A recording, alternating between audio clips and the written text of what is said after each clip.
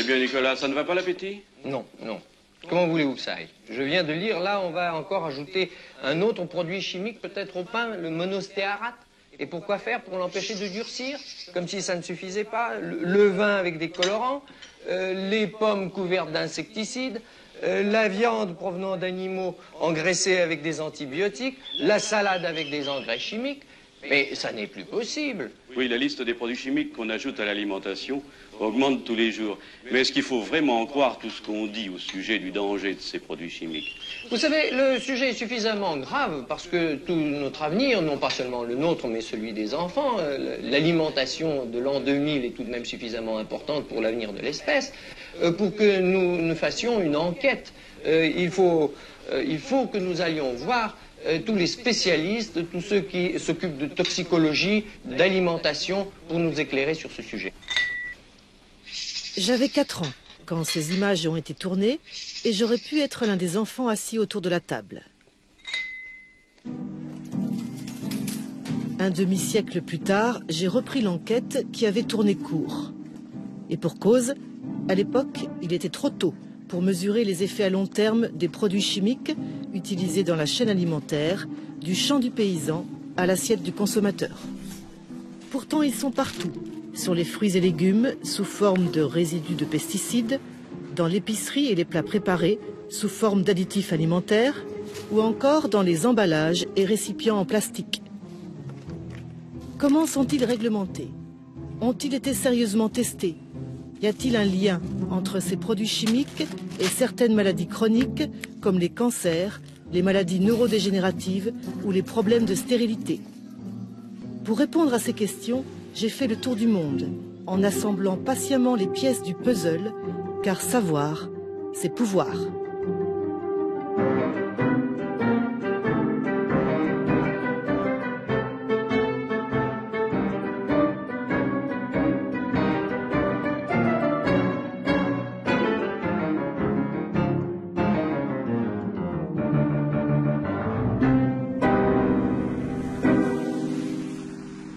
Je suis très heureux de vous recevoir sur cette exploitation qui s'appelle Beauregard.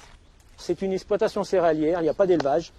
Ici, il y a au début, moi, des années 90, c'était de l'agriculture intensive et je croyais fortement à la chimie.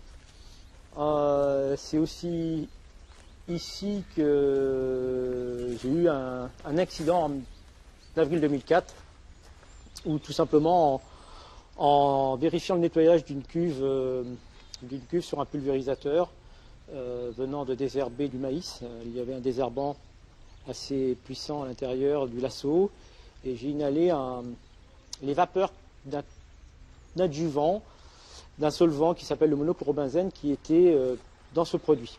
In corn and soybeans, Lasso by itself or a recommended Lasso tank mix can control many problem weeds.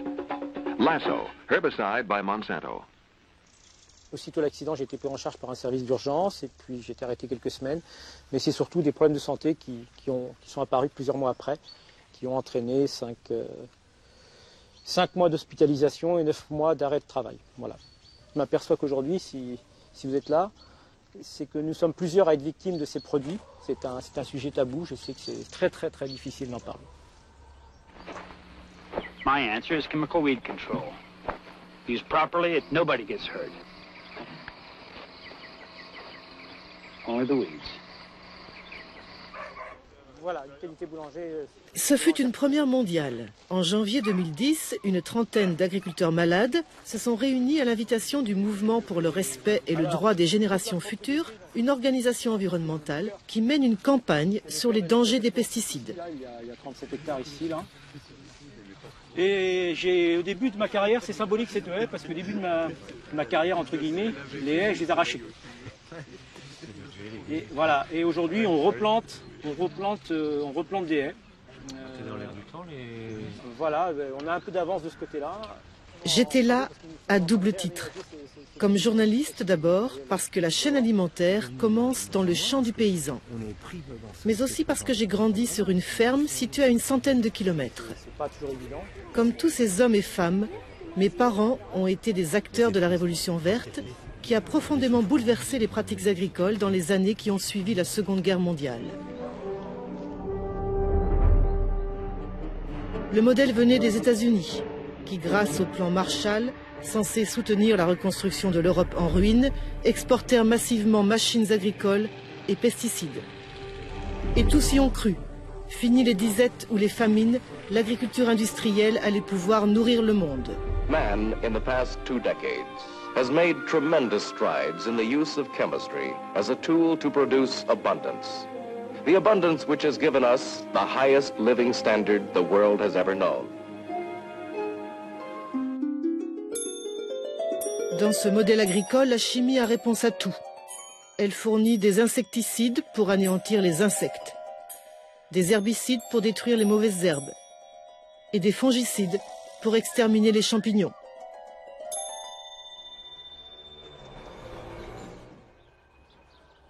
Pourquoi une réunion aujourd'hui? Ça fait 15 ans qu'on travaille sur les pollutions chimiques, notamment sur les pollutions liées aux pesticides.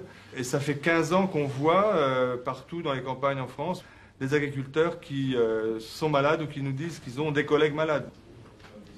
Le but est que vous puissiez vous exprimer et puis aussi de trouver un certain nombre de réponses à des questions que vous vous posez, soit en termes de toxicologie, en termes médicaux ou bien en termes légaux, puisqu'on a un certain nombre d'experts qui sont là, qui pourront vous donner des réponses. Moi, mon histoire, elle est banale. Ça a été une intoxication aiguë. Alors j'ai eu la chance, peut-être que j'étais plus coriace, j'en sais rien. Mais j'ai eu la chance de survivre ce jour-là. Peut-être c'est une malchance pour la firme, en tous les cas, qui a vendu le produit. Mais j'ai eu des problèmes neurologiques, c'est-à-dire que j'avais des maux de tête violents, je perdais connaissance brutalement. Mais alors là, des comas qui n'étaient pas très longs, certes, mais profonds et soudains. Aujourd'hui, au niveau neurologique, je suis suivi, j'ai un IRM tous les 6 mois parce que des lésions sont apparues au niveau du cerveau. Et donc, l'évolution est surveillée de très près. But always remember, pesticides are poison, and their safe use depends on you. Use pesticides safely.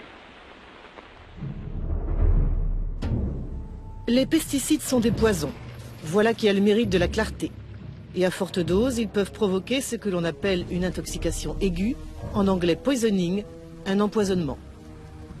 Ce danger n'a jamais été nié par les promoteurs de l'agriculture chimique, qui, il y a 50 ans, n'hésitaient pas à filmer des victimes d'intoxication aiguë dans un but de recherche thérapeutique et de prévention.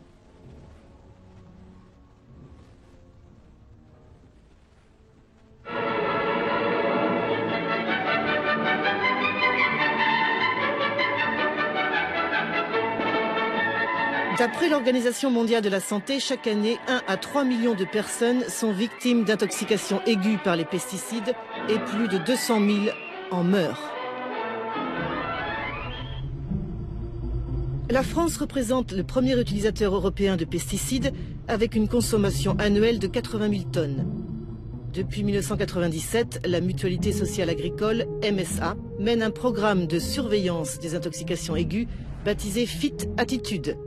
FIT comme produit phytosanitaire, le terme utilisé par les pouvoirs publics et l'industrie pour désigner les pesticides. En 2009, la mutuelle a reçu 271 signalements pour intoxication aiguë. Est-ce que vous savez quel genre de produits sont incriminés? Est-ce que c'est plutôt des herbicides, des fongicides? Alors, on a une idée. On sait, par exemple, quand les gens ont des maux de tête, le plus souvent, ce sont des insecticides. Hein, c'est en train de diminuer puisque c'était une catégorie, une famille de produits d'insecticides et ils ont tendance à disparaître. Mais les insecticides, on a plus remarqué avec les insecticides des symptômes neurologiques, on dit des maux de tête. Avec les fongicides, on observe plus de manifestations cutanées.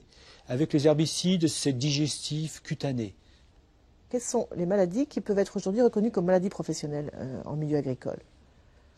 Alors, le départ, c'est dans les années 90-95, quand des études américaines, italiennes et scandinaves ont mis en évidence que des cancers étaient plus fréquents dans la population agricole que dans la population générale. Il faut noter que dans la population agricole, il y a moins de cancers que dans la population générale, mais que certains cancers sont plus représentés. Et là, donc, on a eu des maladies aussi, donc je parle de cancer, mais aussi des maladies neurologiques, avec notamment la maladie de Parkinson. Et ces maladies que l'on a vues chez certaines personnes, chez certains agriculteurs, ont été reconnues en maladies professionnelles, puisque donc les études épidémiologiques montraient qu'en fait, il y avait donc une augmentation du risque de ces maladies liées à l'utilisation des produits phyto. Si la réponse du docteur Dupupé a été aussi laborieuse, c'est que jusqu'à une date récente, l'impact à long terme des pesticides sur leurs utilisateurs était un sujet tabou. Les messages de prévention visaient uniquement les intoxications aiguës, mais jamais l'exposition chronique à des doses faibles et répétées dans le temps. La multiplication des études épidémiologiques a contraint la mutuelle à rompre progressivement le silence.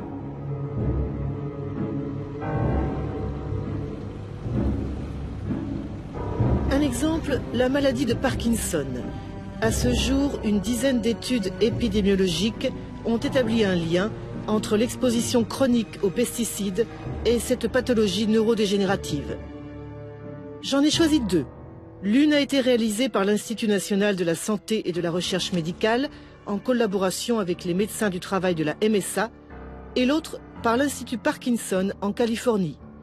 Chaque étude portait sur une cohorte d'au moins 500 malades comparée à un groupe équivalent de personnes non malades baptisé groupe contrôle. Notre résultat principal, c'est que 3 substances chimiques sont très fortement associées au risque d'avoir la maladie de Parkinson. La première, c'est le 2,4-D, qui est un herbicide. La deuxième, le paraquat, un autre herbicide. Et la troisième, la permétrine, qui est un insecticide. Parmi les insecticides, on a observé qu'il y a une relation plus particulière avec les insecticides organochlorés, pour lesquels le risque était un peu plus élevé que dans l'ensemble, avec un risque environ multiplié par 2,5. Le risque peut être de 2,5 à 3 fois supérieur. Ce sont des produits donc, comme le DDT, bien sûr, qui est maintenant interdit depuis très longtemps, ou le Lindane, qui a été utilisé jusqu'à la fin des années 90. Le plus récemment interdit, c'est l'endosulfan. Ce sont des produits qui ont été interdits dans la plupart des pays, en tout cas occidentaux, pour leur utilisation agricole, en raison de leur caractère très persistant dans l'environnement. À ce jour, une trentaine d'agriculteurs malades ont été reconnus en maladie professionnelle, dont 10 pour la maladie de Parkinson.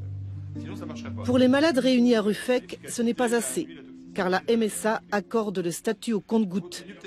Il n'empêche, le changement d'attitude de la mutuelle constitue une première mondiale. C'est bien peut-être maintenant de laisser la parole aux personnes qui ont été déjà reconnues justement en maladie professionnelle pour montrer les cas où ça a déjà abouti. C'est votre cas ? Voilà ce qui m'est arrivé. En 98, j'ai inhalé du gauchou. Toute une journée. Le soir, donc j'ai été malade. Le médecin est venu et je rendais tout ça. Donc bon, il m'a fait un papier comme quoi que j'avais inhalé du gauchou. Et en 2002, donc je suis allé voir une neurologue en médecine nucléaire à Tours et qui m'a dit: vous avez la maladie de Parkinson. Et elle, carrément, elle m'a dit comme ça, ça peut venir des pesticides que vous avez inhalés.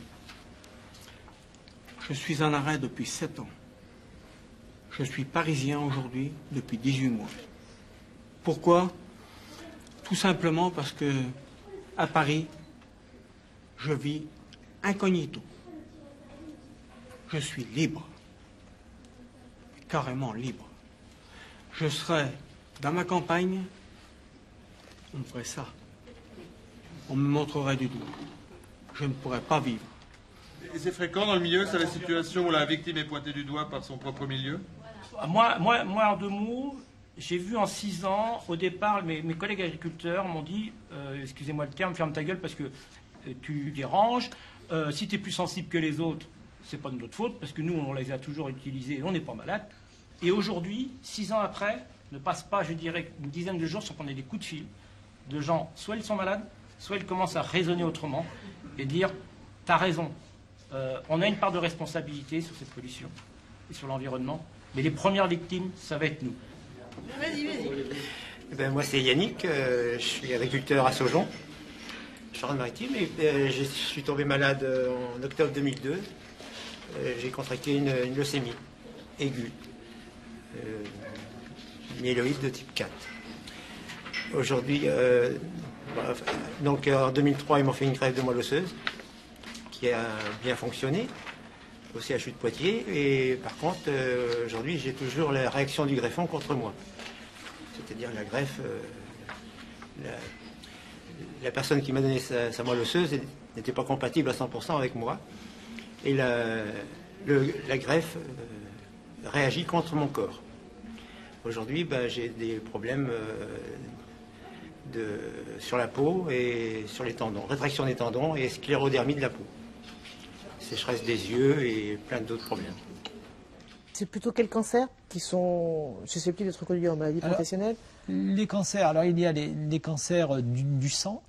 C'est ceux en fait que l'on a trouvé le plus souvent, que l'on retrouve plus dans les études épidémiologiques, ce qui est donc les leucémies, les lymphomes, non-Hodgkinien.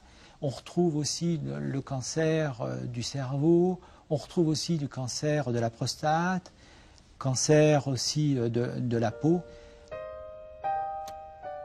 Qu'en pensent les fabricants de pesticides?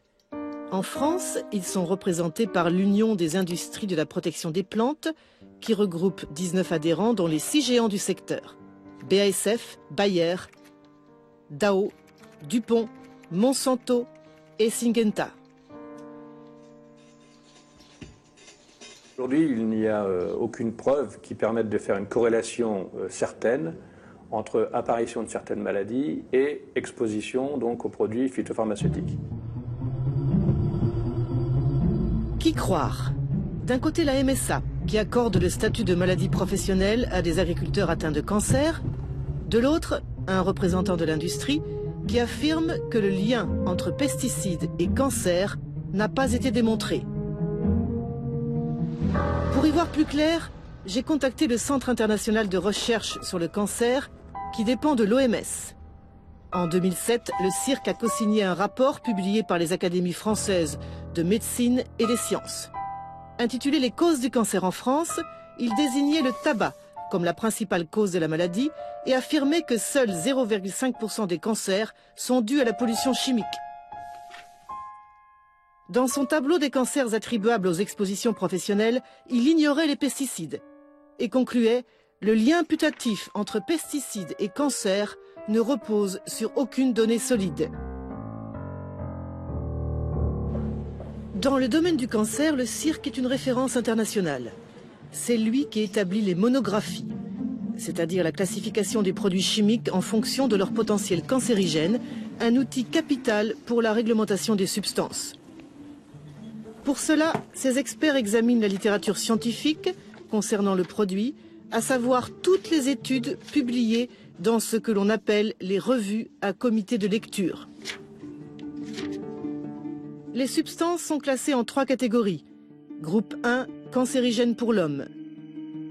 Une catégorie exceptionnelle, car pour qu'une molécule en fasse partie, il faut qu'il y ait des données épidémiologiques, ce qui est très difficile à obtenir. C'est le cas de l'amiante ou du benzène. Viennent ensuite le groupe 2A, cancérigène probable pour l'homme, et le groupe 2B, cancérigène possible, qui caractérise des substances pour lesquelles il existe des données expérimentales chez l'animal, plus ou moins importantes. Sur les 100 000 produits chimiques commercialisés depuis la fin de la Seconde Guerre mondiale, seuls 900 ont été évalués par le CIRC. Plus de la moitié fait partie du groupe 3, inclassable. Est-ce que le fait qu'un produit chimique n'ait pas été classé par le CIRC signifie qu'il n'est pas dangereux? Non, pas du tout. Cela signifie que dans la plupart des cas, il n'a pas été testé. Parfois, il a été testé, mais nous n'avons pas encore programmé son évaluation.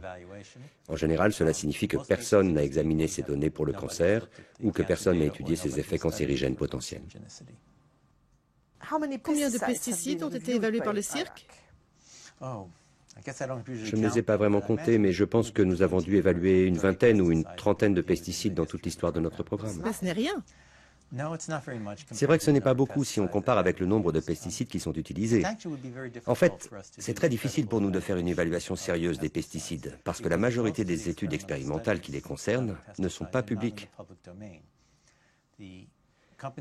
Certes, les firmes qui produisent les pesticides sont censées fournir des données aux agences sanitaires nationales, et elles font des tests. Les études sont transmises aux agences gouvernementales, mais elles ne sont pas publiées. C'est très difficile pour nous d'y avoir accès.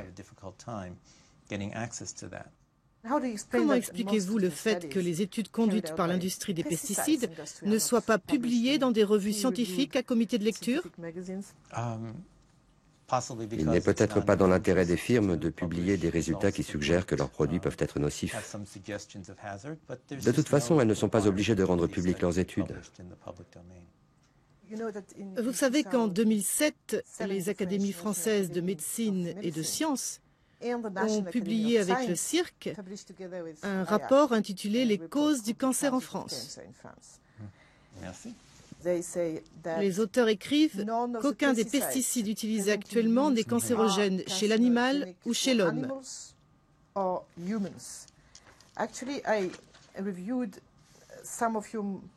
J'ai consulté vos monographies et j'ai trouvé au moins 2 pesticides actuellement utilisés, classés comme 2B. Le dichlorvos et la chlorothalonil. S'ils ont été classés 2B, ça veut dire que des études ont montré qu'ils étaient cancérigènes, au moins chez les animaux. Oui, ils sont toujours utilisés et je suis sûr qu'ils sont cancérigènes pour les animaux. Ça veut dire que l'affirmation de ce rapport est inexacte. Oui. Je pense qu'elle l'est.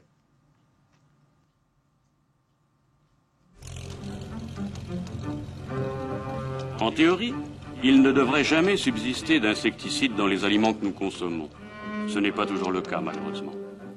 Souvent, il en reste seulement des traces, trop faibles pour nous empoisonner rapidement. Mais comment savoir si, à la longue, ces traces ne favoriseront pas un trouble plus grave?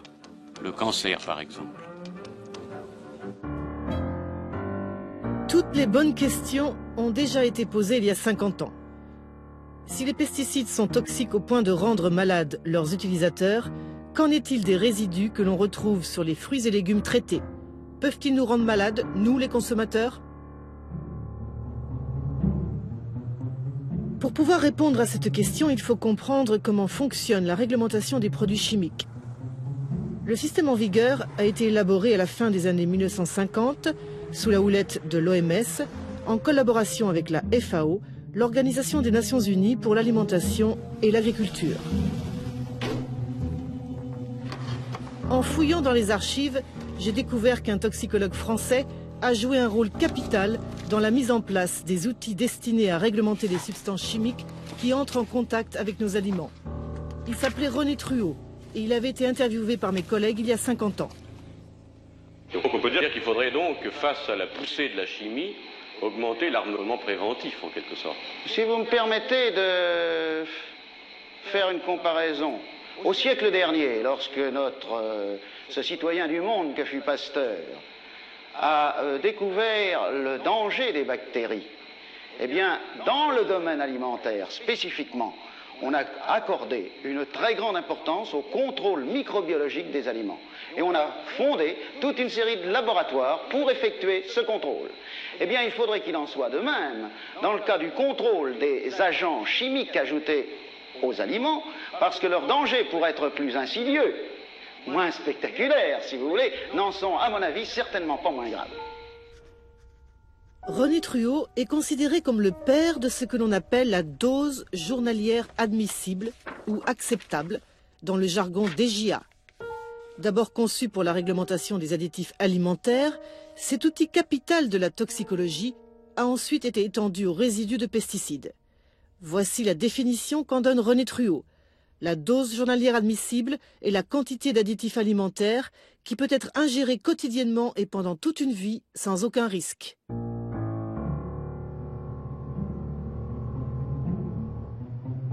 Curieusement, personne ne sait vraiment comment la DJA a été inventée, alors qu'elle est censée protéger notre santé des risques chimiques.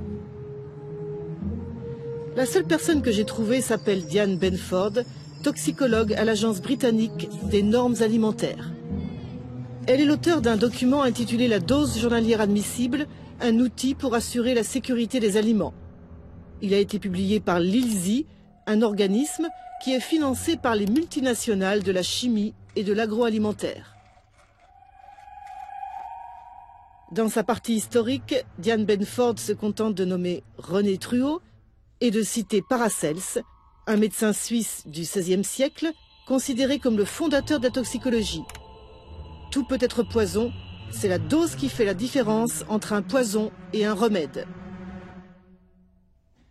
Le concept qui constitue la base de la DJA, c'est le principe de Paracels, la dose fait le poison.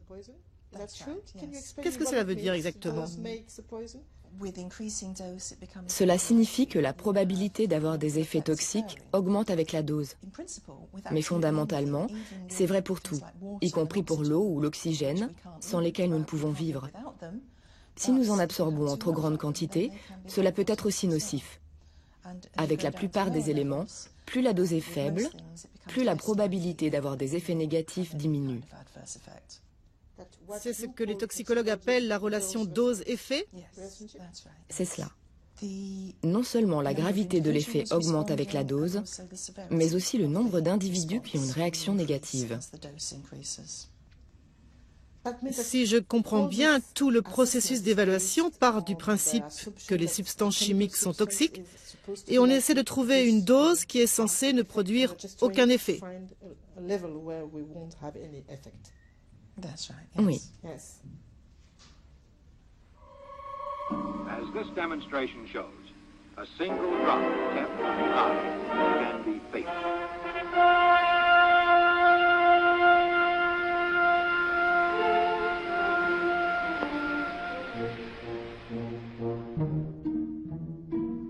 Concrètement, la dose journalière admissible est calculée à partir d'études réalisées sur des animaux de laboratoire. Première étape, on expose les cobayes à une dose élevée de produits chimiques, généralement par voie orale. Le but est de déterminer ce que l'on appelle la dose létale, ou dans le jargon la DL50, c'est-à-dire la dose qui tue la moitié des animaux. Deuxième étape, on diminue la dose pour observer les effets sur les cobayes.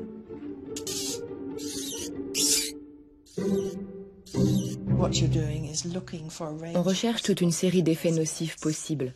Par exemple, on essaie de savoir si le produit endommage les tissus ou les organes, s'il provoque des effets sur le système nerveux ou immunitaire, et on s'intéresse tout particulièrement à son potentiel cancérigène, parce que bien sûr, c'est quelque chose qui préoccupe les gens. On répète l'expérience jusqu'à obtenir une dose qui apparemment ne provoque aucun effet sur les animaux. C'est ce que l'on appelle la NOAEL, c'est-à-dire la dose sans effet toxique observé. Puis, pour calculer la DJA, qui servira de référence pour les humains, on applique un facteur de sécurité en divisant la NOAEL par 100. Finalement, la DJA est une valeur exprimée en milligrammes de produit par kilo de poids corporel. Prenons l'exemple d'un pesticide qui a une DJA de 0,2 mg.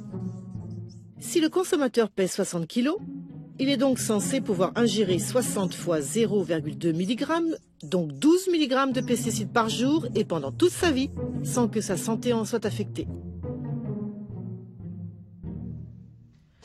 Peut-on dire que la dose sans effet toxique observé est un seuil de sécurité? Dans la vie, il n'y a aucun domaine où l'on puisse garantir une sécurité absolue. En fait, cela dépend de la qualité des études conduites sur les animaux. Si l'étude est médiocre, on risque d'être passé à côté d'effets qu'on aurait pu observer dans une étude de très bonne qualité. C'est une mesure floue qui n'est pas extrêmement précise. C'est pourquoi les gestionnaires utilisent un facteur d'incertitude. L'approche standard utilisée depuis des années par les toxicologues consiste à appliquer un facteur de 100. On considère que c'est d'abord un facteur de 10 pour tenir compte des différences qui peuvent exister entre les animaux et les humains, puis un nouveau facteur de 10 pour les différences de sensibilité entre les humains eux-mêmes. La question est de savoir si c'est suffisant. Nombreux sont ceux qui soutiennent qu'un facteur de 10 pour tenir compte de la variabilité humaine est beaucoup trop faible. Pour une même dose, l'effet pourra être nul pour certaines personnes, mais il pourra être énorme pour d'autres. Le facteur de sécurité qui est censé être de 100 est un chiffre tombé du ciel et griffonné sur un coin de nappe.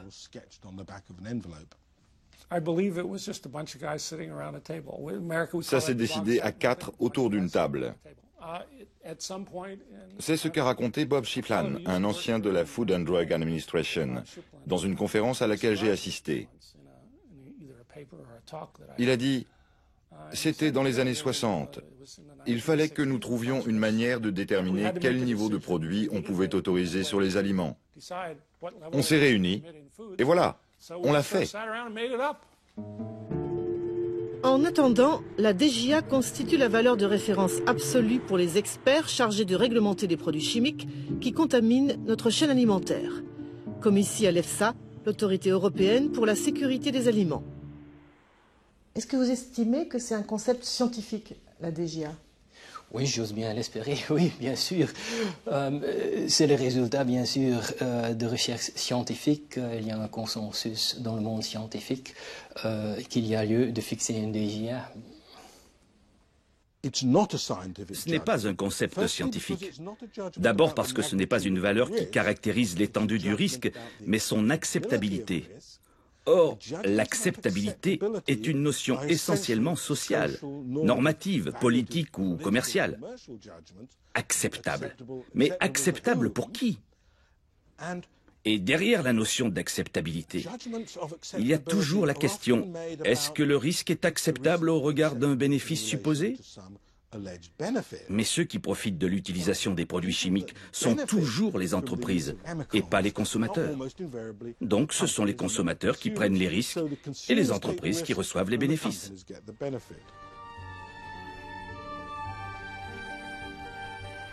And although our knowledge of pesticides is still incomplete, research has given some of the answers, making economic poisons safer to use. Men have been drinking measured amounts of diluted pesticide for several months in this long-range test.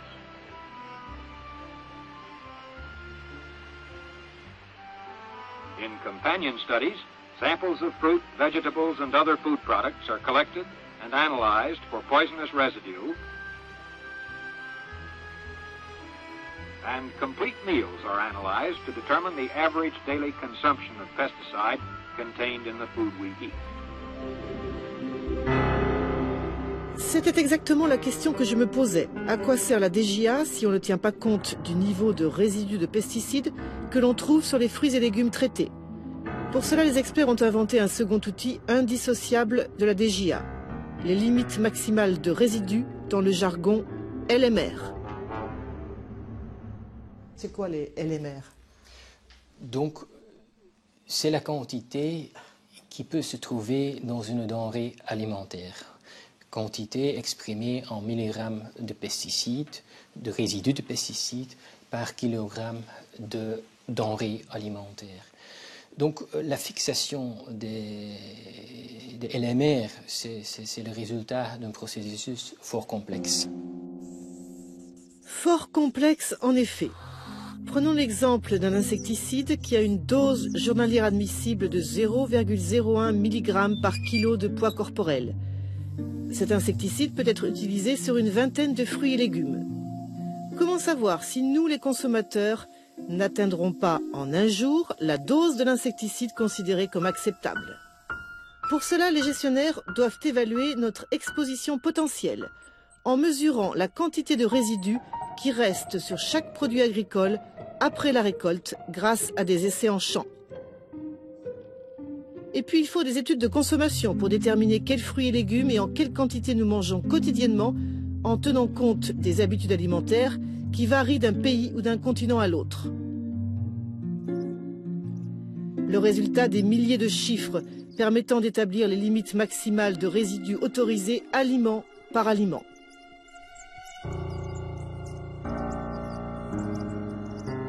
Qui fixe ces chiffres? Un organisme des Nations Unies qui répond au nom barbare de Codex Alimentarius. Chargé d'élaborer les normes alimentaires au niveau international, il est conseillé par 2 comités qui dépendent de l'OMS et de la FAO. Le comité mixte des experts sur les additifs alimentaires, appelé GECFA, et le comité mixte sur les résidus de pesticides, ou JMPR.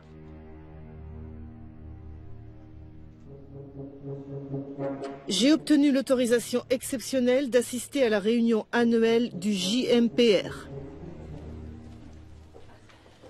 Composé d'experts internationaux, sa mission est d'examiner les données toxicologiques des pesticides pour établir leur DJA, mais aussi de fixer les LMR pour chaque produit agricole. Lors de la session de septembre 2009, 21 pesticides ont été évalués, dont le chlorpyrifos méthyle, un insecticide fabriqué par la firme américaine Dow AgroScience. Prenons l'exemple du chlorpyrifos méthyle, qui est utilisé comme insecticide dans le monde entier. Comment peut-on savoir si un consommateur n'a pas atteint la DJA du chlorpyrifos méthyle simplement en mangeant 3 pommes et 2 pamplemousses par exemple? C'est une question. Oui, je comprends votre question. Mais il faut savoir que le niveau de LMR que nous évaluons est bien plus élevé que votre exposition réelle. D'après nos programmes de monitoring, nous savons que toutes les pommes que vous mangez n'ont pas été traitées avec du chlorpyrifos méthyle. Il faut comprendre que notre évaluation de la consommation correspond en fait au cas théorique le pire. Cela n'a rien à voir avec le monde réel. Dans le monde réel, vous aurez dans votre assiette un mélange de pommes de terre qui ont été traitées, mais aussi de carottes ou de salades qui n'ont pas été traitées. Donc, la probabilité que vous receviez en un jour un niveau très élevé de résidus de ce pesticide est extrêmement faible. À dire vrai, ce n'est pas vraiment rassurant. Concrètement, cette évaluation du cas théorique le pire est calculée à partir des données envoyées par l'industrie. Celle-ci occupe des kilomètres de rayonnage dans les sous-sols de l'OMS. Pour chaque pesticide, le fabricant envoie des milliers de pages concernant les études toxicologiques et les mesures de résidus réalisées lors des essais en champ. Les mauvaises langues affirment que c'est une stratégie de l'industrie d'inonder les experts de données difficiles à vérifier à moins d'y passer des mois.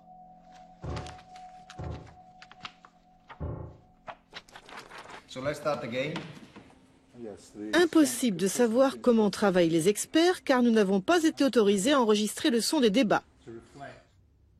En effet, au JMPR, tout est secret. L'identité des experts, le contenu des sessions qui se tiennent à huis clos et les données envoyées par l'industrie qui sont couvertes par le secret commercial. J'ai examiné la liste des études que vous a fournie Dow AgroScience, qui est le fabricant du chlorpyrifos méthyle. C'est très intéressant car elles sont toutes non publiées et couvertes par la protection des données. Vous pouvez vérifier si vous voulez. Oui, c'est fort possible. Les études fournies par l'industrie au JMPR ou aux autorités nationales sont des données protégées par une clause de confidentialité.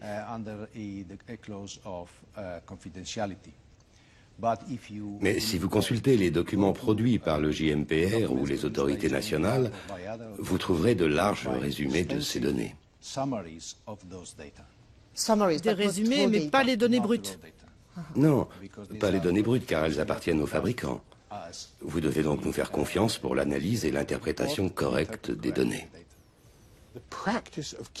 La pratique de maintenir les données secrètes ne sert que les intérêts commerciaux des entreprises chimiques. Elle est complètement contraire aux intérêts des consommateurs et de la santé publique. L'OMS et les agences de réglementation ne méritent aucunement la confiance du public tant qu'elles ne changeront pas leurs pratiques.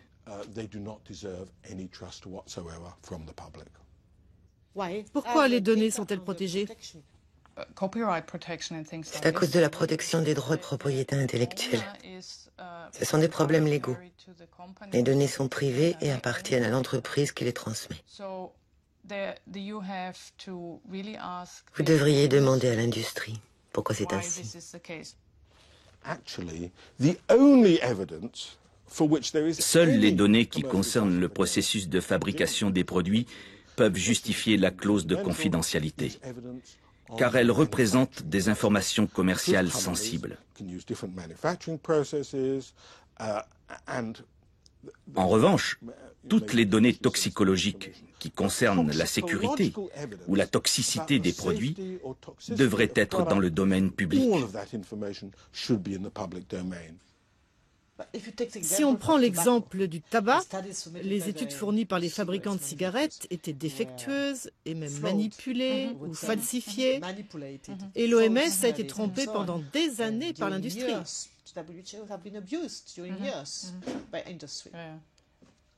Je n'ai pas de commentaires à faire. Mais c'est vrai ce que je dis.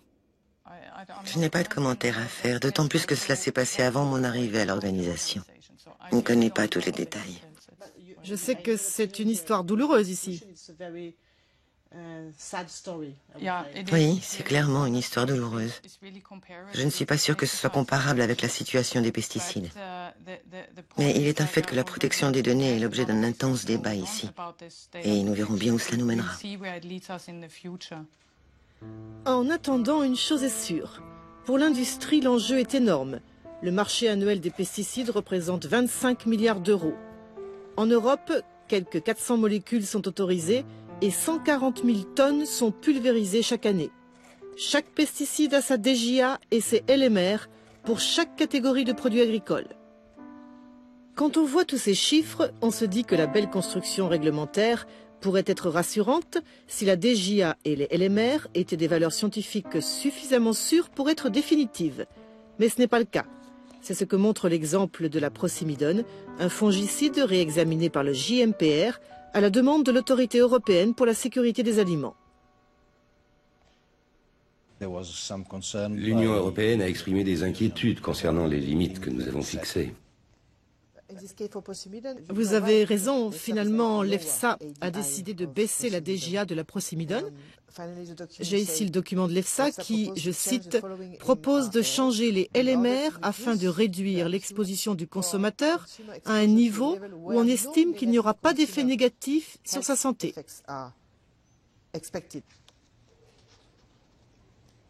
Quand je lis ce document de l'EFSA, je comprends que la DJA ou les LMR fixés par l'EFSA ou le JMPR ne sont jamais définitives.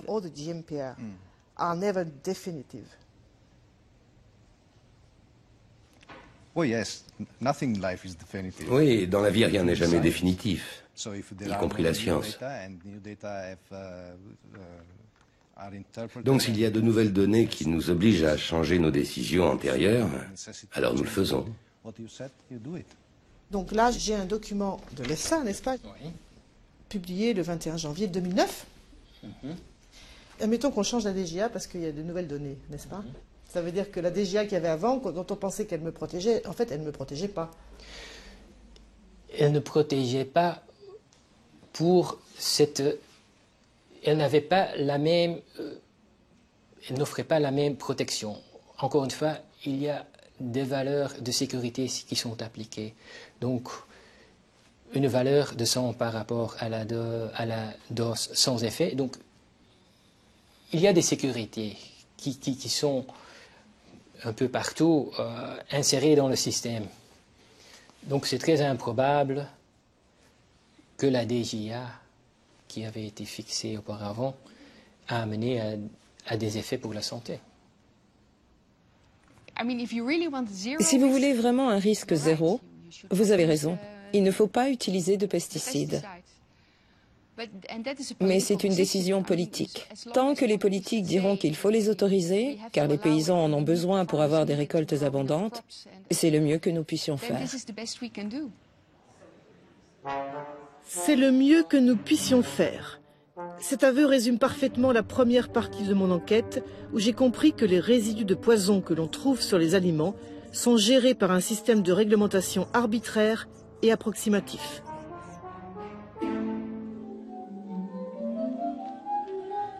Ici encore, il faut bien le dire, il subsiste une incertitude.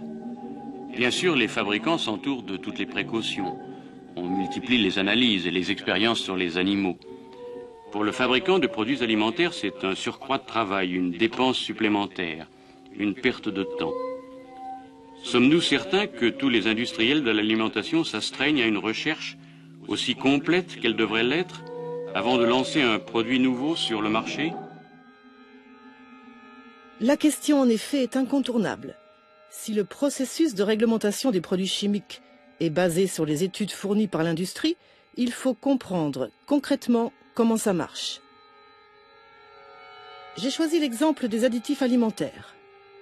Émulsifiants, conservateurs, colorants ou édulcorants, ces substances chimiques ont envahi nos aliments avec la naissance de l'industrie agroalimentaire qui a accompagné la révolution verte. Leur danger potentiel est connu depuis 50 ans.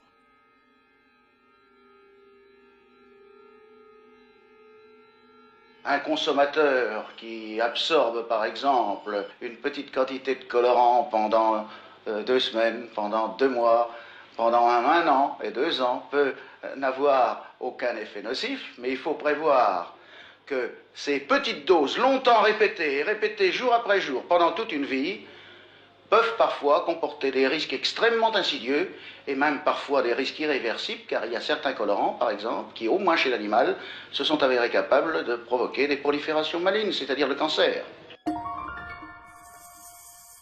300 additifs alimentaires sont actuellement autorisés en Europe. Parmi eux, l'aspartame, un édulcorant de synthèse que l'on retrouve dans au moins 6000 produits de consommation courante, comme les boissons gazeuses, les produits dits sans sucre, les sucrètes, les chewing-gums, mais aussi les médicaments. Son nom de code, E951. L'histoire de l'aspartame est exemplaire. On y retrouve toutes les techniques utilisées par l'industrie pour manipuler le processus de réglementation.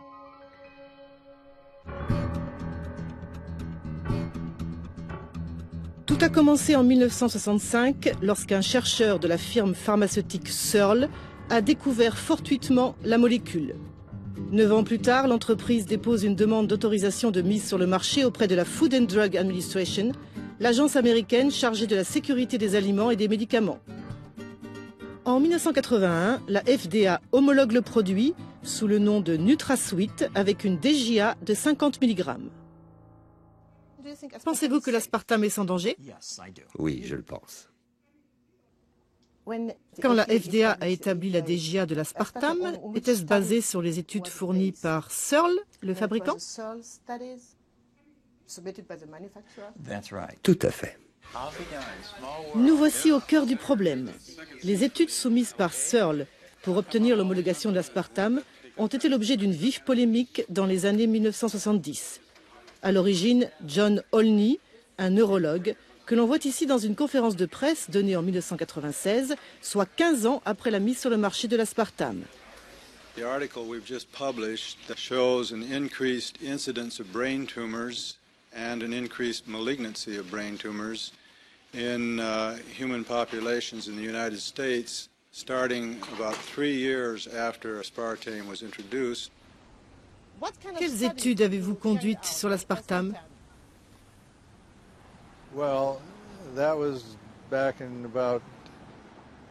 Ma première étude date de 1971 et elle concernait l'acide aspartique, qui n'est pas l'aspartame.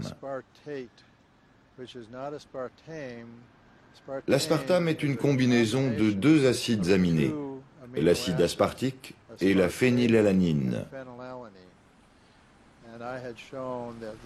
Mon étude a montré que l'acide aspartique détruit les cellules nerveuses comme le fait le glutamate. Ensuite, j'ai demandé à la firme Searle de m'envoyer un échantillon d'aspartame, ce qu'elle a fait. Je l'ai donné à manger à des bébés souris et j'ai observé les mêmes dégâts cérébraux qu'avec l'acide aspartique ou le glutamate. Mais si l'aspartame est susceptible de provoquer des tumeurs au cerveau, c'est un énorme enjeu sanitaire. Pourquoi la FDA a-t-elle autorisé cette substance? Parce que la FDA n'a pas fait correctement son travail.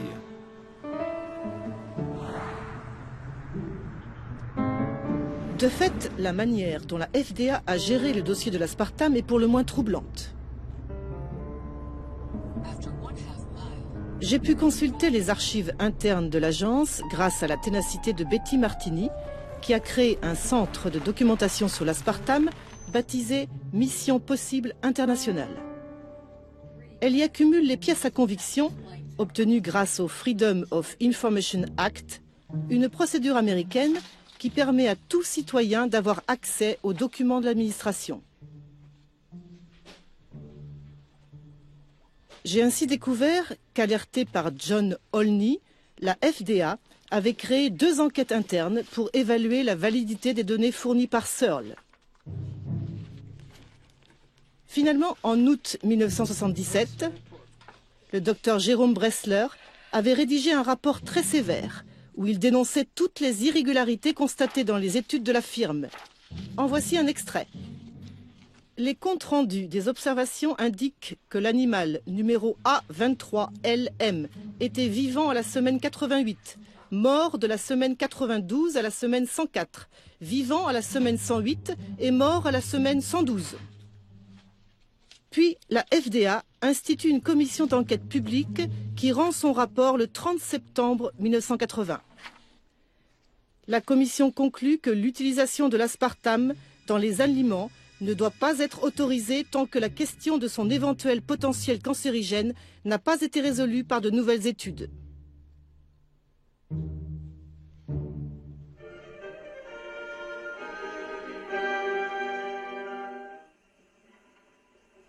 Les irrégularités constatées par les scientifiques de la FDA ont été confirmées lors des auditions organisées par le Congrès en 1987, et notamment par Jacqueline Verrett, une toxicologue de l'agence. NutraSweet has captured the hearts and the taste buds of the American consumer. Dr. Verrett, I'm happy to hear from you. Thank you, Senator Metzenbaum.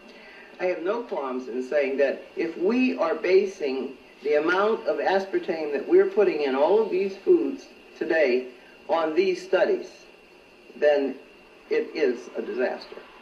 I feel that as a minimum, they are seriously flawed because of enough problems in the way they conducted that it makes it difficult to interpret them and come up with any kind of a figure in which we could have confidence for an ABI. Votre collègue, le docteur Verrett, a écrit ce livre « Manger peut être dangereux pour votre santé ». Je vous prie de l'ouvrir à la page 96. J'aimerais avoir votre commentaire, car vous travaillez ici depuis très longtemps, n'est-ce pas? Elle écrit « Ce n'est pas que les décideurs gouvernementaux soient corrompus. C'est une bonne nouvelle, n'est-ce pas? Mais leur sens du devoir est constamment érodé par leur contact avec l'industrie et leur souci pour les effets à court terme sur l'industrie plutôt que pour les effets à long terme sur les consommateurs. Partagez-vous ce constat? Non. Non. Je ne suis pas du tout d'accord avec elle.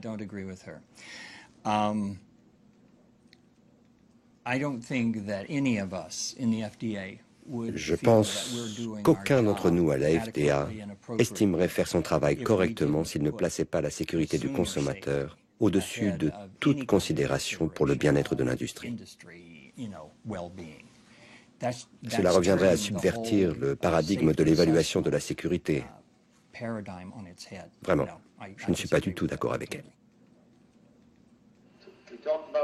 Pourtant, lors des auditions du Congrès auxquelles participait David Hatton, on découvrit l'étonnante proximité entre les responsables de la FDA et l'entreprise Searle, qui était dirigé par un certain Donald Rumsfeld de 1976 à 1980, l'année de l'élection de Ronald Reagan à la Maison-Blanche. Between 1979 and 1982, 4 FDA officials who participated in the approval process took jobs linked to the NutraSweet industry. Pape, acting FDA Commissioner Sherwin Gardner, Albert Colby, who was Associate Director for Toxicology, and Mike Taylor, an FDA lawyer who represented the Bureau before the Board of Inquiry. We have here is not a legal conflict of interest, but a revolving door. Quel fut le rôle de Donald Rumsfeld dans le processus d'homologation de l'aspartame? Donald Rumsfeld a quitté le gouvernement quand Gerald Ford a perdu la présidence. Après avoir été secrétaire à la Défense, il a été nommé PDG de la firme pharmaceutique Searle. La firme était installée dans la circonscription qu'il représentait lorsqu'il était élu au Congrès, et comme la famille Searle était très influente, elle l'avait soutenu pendant toute sa carrière politique. Il a donc été recruté par Searle. Après l'élection de Ronald Reagan, Rumsfeld a rejoint l'équipe de transition du nouveau président et c'est lui qui a contrôlé la nomination du nouveau commissaire de la FDA. Une fois en place, le nouveau commissaire a balayé le travail des scientifiques de la FDA et a déclaré que l'aspartame était sans danger. I like to do well at things. It's important to me that if you're given an assignment that you try to do it the best you can. Voilà comment, quelques semaines après l'élection de Ronald Reagan, l'aspartame a envahi le marché américain. Aussitôt comme par enchantement, la décision de la FDA fut copiée de l'autre côté de l'Atlantique.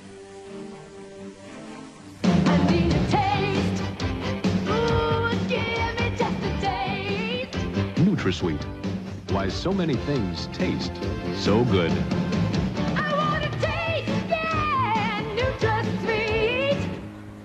J'ai retrouvé à l'OMS les archives du GECFA, le comité mixte sur les additifs alimentaires.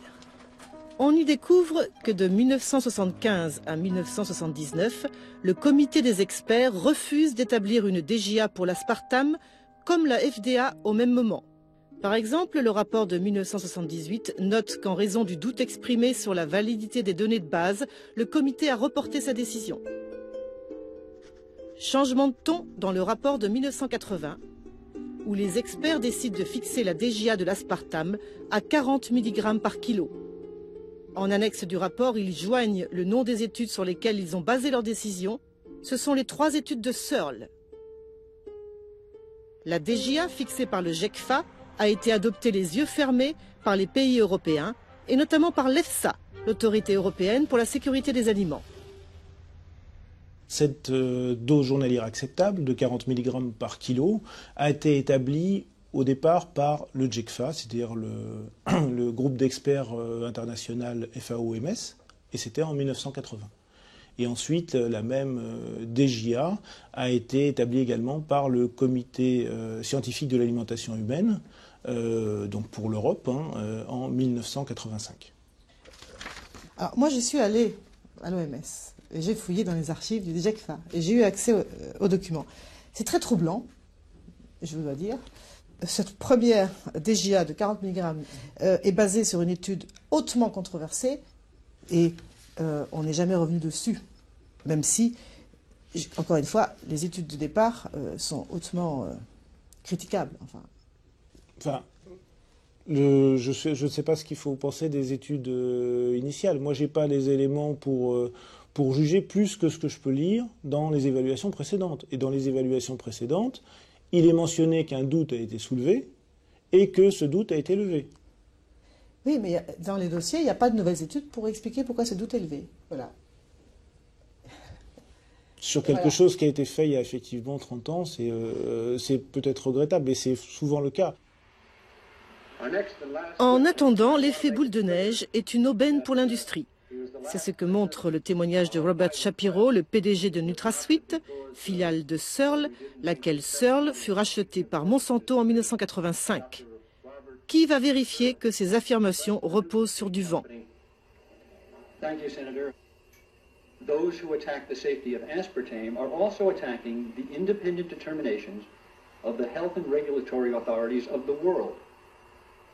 The fact is, Senator, that every single authoritative scientific, medical, and regulatory body in the United States and around the world that has ever examined the scientific evidence on the safety of aspartame has each independently and separately arrived at a single identical conclusion, and that is that aspartame is safe. La FDA a reçu beaucoup de plaintes liées à l'aspartame. J'ai ici la liste des effets nocifs qui a été rendue publique. Il y a beaucoup d'effets nocifs, 92 au total, et beaucoup de plaintes, des centaines, des milliers de plaintes. Maux de tête, vertige, crise d'épilepsie, vomissements, troubles de la vue. Vous ne trouvez pas que cette liste est inquiétante ?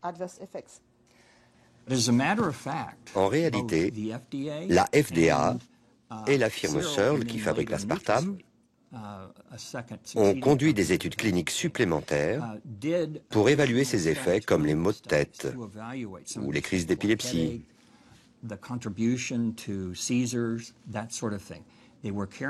Tout cela a été soigneusement testé et le résultat fut que dans un environnement contrôlé, où l'on connaît exactement la dose utilisée, le moment précis de l'ingestion et l'individu qui la consomme, eh bien on ne parvient pas à répliquer ni à reproduire ces effets.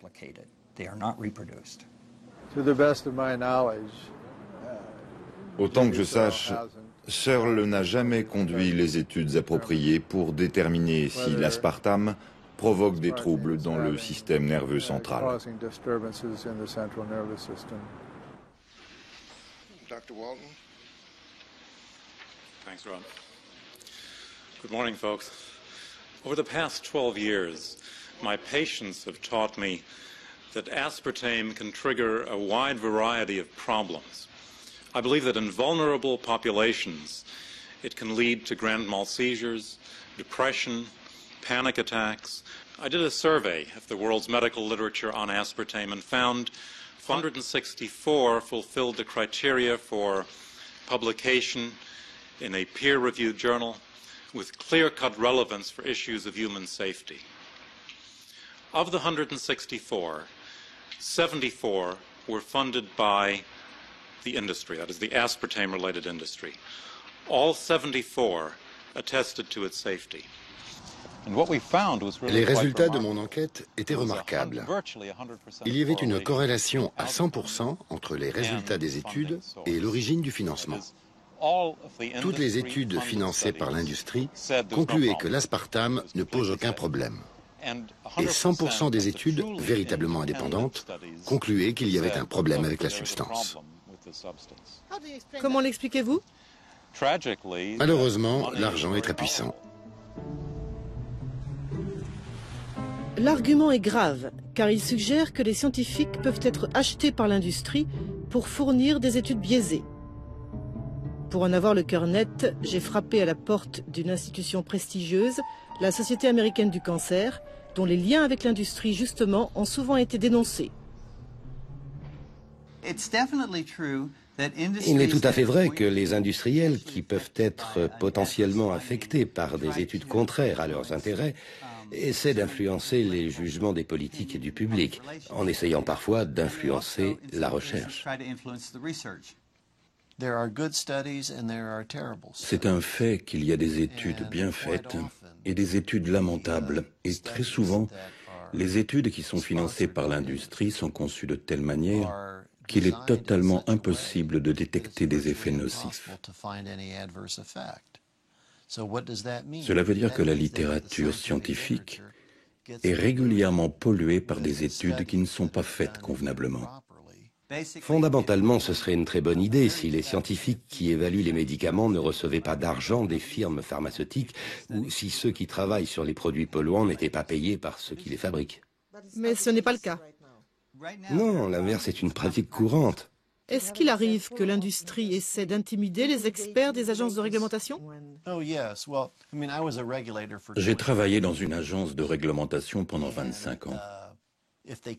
S'ils n'arrivent pas à te battre sur le terrain de la science, alors ils ont recours à des attaques personnelles. J'en ai fait moi-même l'expérience. Ils ont voulu me faire virer de mon travail, et la raison, c'était précisément parce que je faisais mon travail. Malheureusement, il est courant que l'on demande à des agents gouvernementaux de changer leur interprétation de données qu'ils ne jugent pas fiables. Certains se plient, d'autres ne se plient pas. La plupart du temps, c'est très difficile en raison de la situation économique de ces scientifiques qui subissent des pressions pour fermer les yeux ou se taire.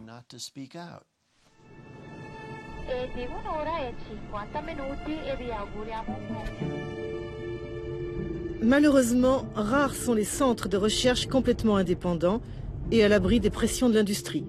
C'est le cas de la Fondation européenne Ramazzini, un institut privé spécialisé dans la cancérologie environnementale. Ces chercheurs ont conduit 2 études sur l'aspartame. Publiées en 2005, la première portait sur 1800 rats qui ont ingéré une dose d'aspartame proche de la DGA depuis l'âge de 8 semaines jusqu'à leur mort naturelle. Résultat, une augmentation significative des lymphomes et leucémies chez les femelles. La deuxième étude portait sur 400 femelles en gestation dont les descendants ont été suivis jusqu'à leur mort. Elle a confirmé les résultats de la première étude, auxquels s'ajoute une augmentation significative des tumeurs mammaires. Curieusement, ces 2 études ont été rejetées dans un bel ensemble par la FDA et l'EFSA. Est-ce que vous considérez que l'aspartame est cancérogène? Sur la base de nos données, il est sûrement cancérogène pour les animaux expérimentaux. Il y a un certain nombre, pour ne pas dire un nombre certain, d'insuffisances méthodologiques qui ont été relevées à propos de ces études. Par exemple? Alors, en particulier, le fait que les rats qui ont fait l'objet de ces études présentaient pour une bonne part des pathologies respiratoires. Nous ne sommes pas d'accord pour une série de raisons.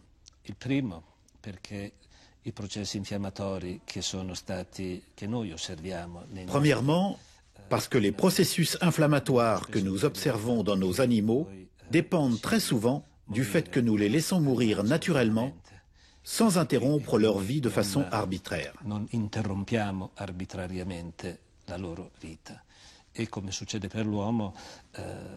Et comme il arrive pour l'homme, dans la dernière phase de la vie, les complications pulmonaires et rénales sont très courantes. Il est très fréquent de trouver des inflammations à la fois au niveau pulmonaire et rénal. La maladie respiratoire est à l'origine de tumeurs et donc peut complètement brouiller les pistes. Et c'est exactement ce qui s'est passé dans cette étude. Est-ce que les rats du groupe contrôle avaient le même problème respiratoire? Bien sûr. Nous l'avons observé à la fois dans les groupes traités et dans les groupes contrôle. La seule différence entre les 2 groupes était que les groupes expérimentaux avaient ingéré de l'aspartame et que les groupes contrôle n'en avaient pas ingéré. Oui, mais de toute façon, je vous dis, la majorité des résultats de ces études ont été invalidés par les analyses qu'en ont faites les experts du comité de l'EFSA. À dire vrai, les arguments de l'EFSA ne m'ont pas vraiment convaincu. Intrigué, j'ai cherché à savoir qui sont les 21 membres du comité additif alimentaire de l'EFSA. Depuis une date récente, chaque expert est tenu de déclarer ses conflits d'intérêts et les déclarations sont consultables sur le site de l'EFSA. On découvre ainsi que John Christian Larsen, le président du comité, travaille pour l'ILSI, un institut financé par les multinationales de l'agroalimentaire et de la chimie, ou que Jürgen Koenig a des contrats avec Danone, ou encore que Dominique Parent-Massin travaille pour le japonais Ajinomoto, l'un des principaux fabricants d'aspartame, ou pour Coca-Cola, un grand utilisateur d'aspartame. J'ai vérifié qui étaient les 21 membres du comité additif alimentaire. J'ai vu notamment qu'il y avait Dominique Parent-Massin, qui est membre du groupe de travail scientifique du fabricant d'aspartame japonais Ajinomoto. Alors ça, par exemple, c'est un vrai conflit d'intérêt. Donc ça veut dire que quand nous avons fait l'évaluation, quand nous faisons l'évaluation de l'aspartame, cet expert ne peut pas être rapporteur, ne peut pas préparer l'avis du groupe et ne peut pas participer aux délibérations sur ce sujet parce qu'il y a un conflit d'intérêts. Et là, par exemple, dans le cas de l'avis qui a été rendu sur l'aspartame en mars 2009, si je me souviens, le dernier, donc Dominique Parent-Massin n'a pas participé. Non. Non, sa déclaration d'intérêt a été évaluée et il a été considéré qu'elle avait un conflit d'intérêt. Et d'ailleurs, elle se restreint aussi, elle ne participe pas, par exemple, à certaines activités de l'EFSA en rapport avec l'aspartame d'elle-même, je dirais, en addition du processus, j'allais dire, que nous avons mis en place pour faire l'évaluation des déclarations d'intérêt. La transparence, en tout cas, a ses limites. La déclaration d'intérêt de Dominique Parent-Massin, que j'avais trouvée sur le site de l'EFSA avant de conduire mes interviews, a aujourd'hui disparu. Elle a été remplacée par une nouvelle où l'experte ne dit plus un mot sur ce lien avec Ajinomoto et Coca-Cola. Étrange coïncidence. Un alto dirigente di EFSA mi disse una volta. Un haut dirigeant de l'EFSA m'a dit un jour, Dr Sofriti, si nous admettions que les résultats de vos études sont valides, nous devrions interdire l'aspartame dès demain matin. Vous vous rendez bien compte que cela n'est pas possible.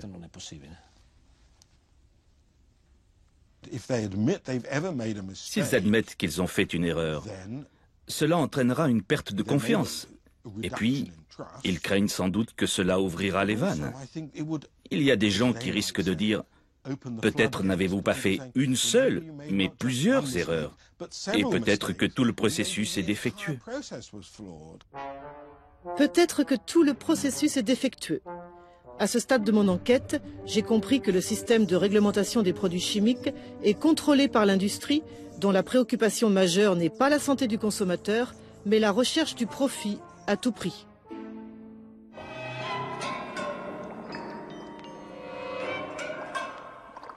L'arrivée des récipients en matière plastique, par exemple, suscite déjà des inquiétudes. On vend en bouteilles plastiques de l'huile ou du vin. Est-on certain que le recul est suffisant pour décider que les traces de plastique qui passent nécessairement dans l'huile ou dans le vin ne sont pas nocives? Inventé il y a plus d'un siècle, le plastique s'est imposé dans tous les domaines de la vie. Dans les équipements électroniques, les vêtements, les moyens de transport, les meubles, les jouets, les ustensiles de cuisine ou le conditionnement des denrées alimentaires. On estime que chaque Européen utilise en moyenne 92 kilos de plastique par an. 40% proviennent de l'emballage des aliments.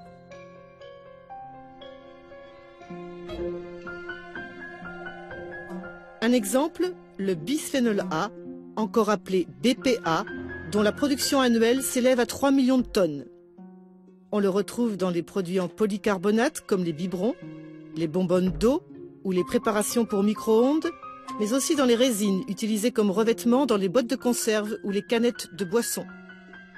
La dose journalière admissible du bisphénol A a été fixée à 0,05 mg par kilo de poids corporel.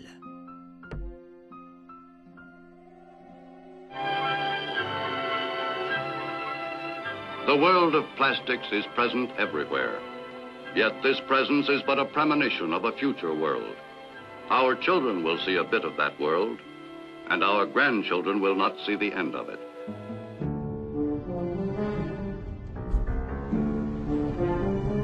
On a longtemps considéré que les plastiques étaient des matières biologiquement inactives. Ce n'est malheureusement pas le cas.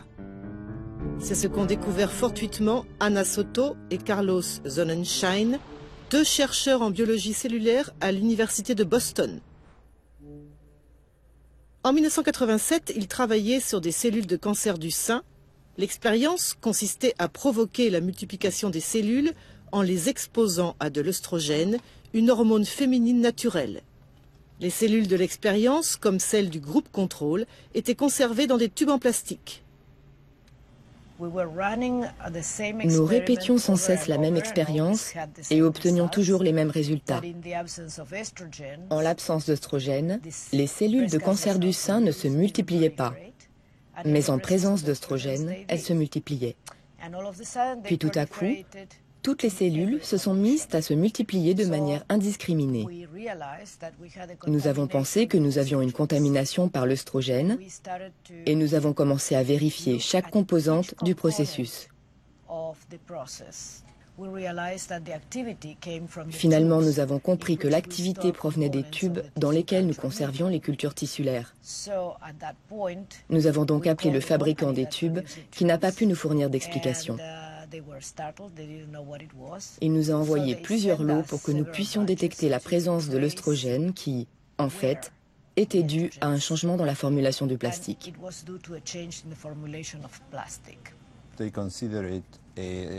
Le fabricant considérait que c'était un secret commercial. C'est pourquoi il a refusé de nous révéler la composition. C'est donc grâce à notre recherche indépendante que nous avons pu identifier que la substance était du nonylphénol. Le nonylphénol, comme le bisphénol A, sont des hormones de synthèse utilisées comme antioxydants dans les matières plastiques. Après leur découverte, les deux chercheurs décident de se consacrer au BPA en raison de son utilisation massive dans les plastiques alimentaires. Leur originalité, c'est d'exposer les cobayes pendant la gestation pour pouvoir observer les effets sur la seconde génération. Voici la glande mammaire d'une souris de 4 mois. On peut voir les conduits qui plus tard draineront le lait. Ils ne sont pas très nombreux et font peu de ramifications.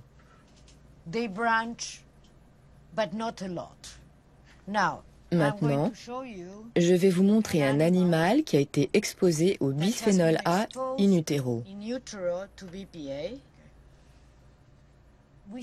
On peut voir la complexité des conduits et de leurs ramifications. C'est 4 mois après l'exposition. Ce serait une situation normale si la souris était enceinte, mais ce n'est pas le cas. À cet âge, un animal normal devrait être comme ceci.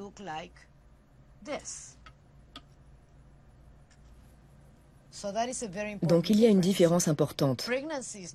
La grossesse n'est pas une pathologie si la femelle est enceinte, mais si la glande mammaire d'une femelle qui n'est pas enceinte imite la grossesse, alors ce n'est pas normal.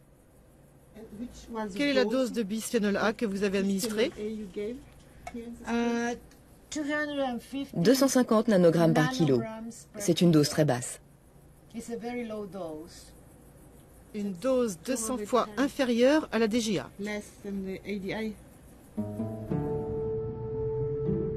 L'histoire d'Anna Soto et de Carlos Sonnenschein a été racontée dans un livre qui a défrayé la chronique américaine en 1997. Publié en France sous le titre « L'homme menacé de disparition », il est le fruit d'une enquête conduite par le professeur Theo Colborn. Celle-ci a étudié l'impact de la pollution chimique sur la faune des Grands Lacs, puis elle a réalisé la synthèse d'1 millier d'études concernant l'évolution de certaines espèces sauvages, comme les mouettes, les baleines ou les loutres. Un véritable travail de détective qui conduisit à la création d'un nouveau concept scientifique, celui de perturbateur endocrinien. J'ai commencé à répertorier tous les troubles constatés dans ces différentes espèces. En général, les animaux adultes avaient l'air normal. Mais leurs petits, quand ils pouvaient se reproduire et qu'il y avait des petits, ne parvenaient pas à l'âge adulte. Et s'ils y parvenaient, ils ne vivaient pas très vieux et ils étaient incapables de se reproduire. Pouvez-vous nous dire ce qu'est un perturbateur endocrinien? La réponse est très simple. C'est une substance chimique qui interfère avec la fonction du système endocrinien. Que fait le système endocrinien? Il nous permet de nous reproduire. Il permet que nous fonctionnions normalement et il contrôle tout le processus de construction d'un bébé, depuis la fécondation jusqu'à la naissance. Chaque muscle, la programmation du cerveau ou des organes, tout cela en dépend.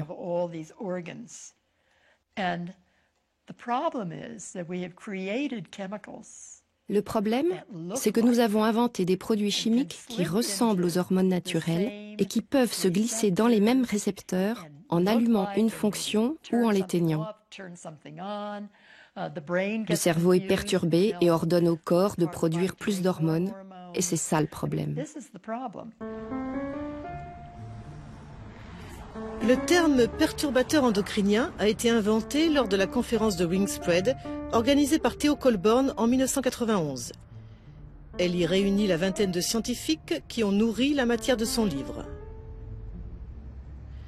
Depuis, il se retrouve chaque année lors d'un colloque à la Nouvelle-Orléans.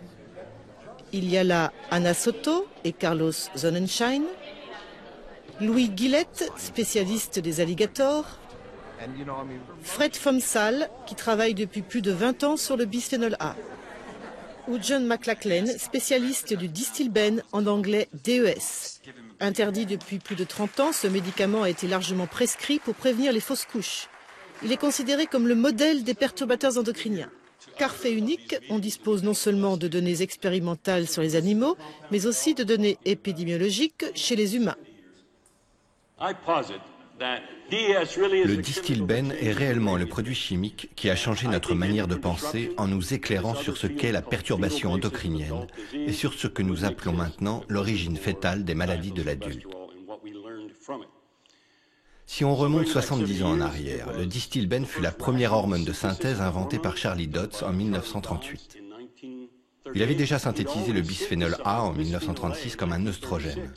Le Distilbène a été utilisé comme un support endocrinien pour les grossesses. Il a été prescrit à plus de 4 millions de femmes aux États-Unis de la fin des années 40 jusqu'à 1975. Après, vous connaissez tous l'histoire. On a constaté des cancers du vagin chez les filles des femmes traitées. Qu'avez-vous observé quand vous avez exposé des souris en gestation à du Distilbène? Nous avons observé des effets sur leur descendance mâle et femelle. Chez les femelles, nous avons observé des cancers dans leur système de reproduction, notamment du vagin, comme c'est le cas chez les humains.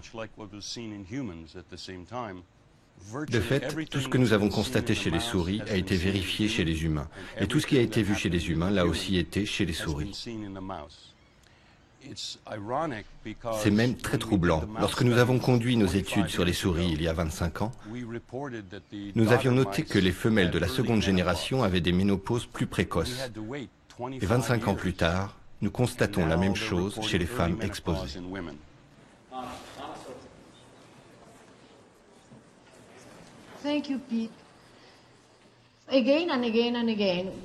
Donc il faut le répéter, toutes les conséquences du Distilbène observées chez les humains l'ont aussi été chez les souris et les rats. Et aujourd'hui, avec Carlos, nous obtenons les mêmes résultats avec des doses faibles de bisphénol A, similaires à ce que l'on trouve dans l'environnement. Il y a cependant une différence. Nous avons obtenu nos premiers résultats en 2007, et si l'on fait un parallèle avec le Distilbène, cela veut dire qu'il faudra attendre 2032 pour le vérifier chez les humains. Et ce sera très difficile.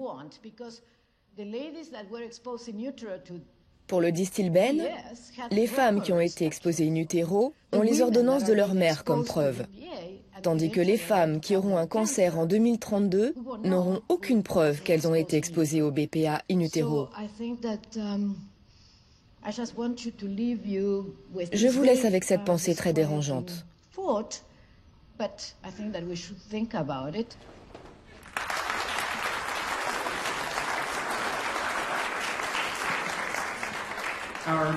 Notre prochain orateur est Fred Fomsal, professeur de biologie à l'Université du Missouri.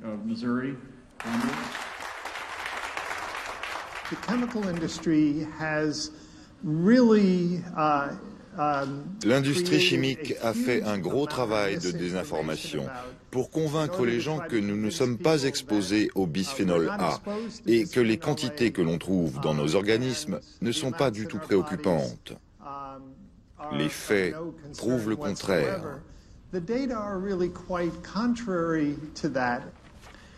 Juste pour vous donner un exemple, si vous tenez à avoir votre dose quotidienne de BPA, il suffit que vous mangiez de la sauce tomate Heinz. Même chose pour les produits qui contiennent des substances lipophiles, comme le thon à l'huile. Le Centre pour le contrôle des maladies a fait plusieurs études pour mesurer le niveau de BPA dans les urines. Et comme on peut le voir dans cette enquête nationale, plus vous êtes jeune, plus votre niveau de BPA est élevé. Quels effets avez-vous observés quand vous avez exposé des souris en gestation à des doses très faibles de BPA?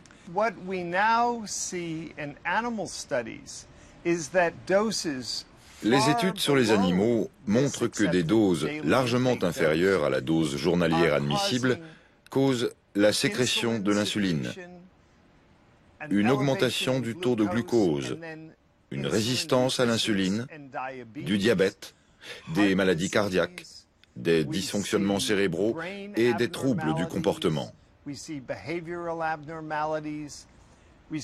Nous constatons aussi des dysfonctionnements dans le système de reproduction des mâles et des femelles. Chez les femelles, des kystes aux ovaires ou des fibromes utérins. Chez les mâles, des malformations des testicules, une quantité réduite de spermatozoïdes, des niveaux d'hormones et de testostérone anormalement bas. Nous observons enfin des cancers de la prostate chez les mâles et du sein chez les femelles. La ministre de la Santé et des Sports. Le principe de précaution ne s'applique qu'en l'absence d'études fiables. Là, et en l'occurrence, les études fiables existent et concluent en l'état actuel de la science à l'innocuité des biberons en bisphénol A.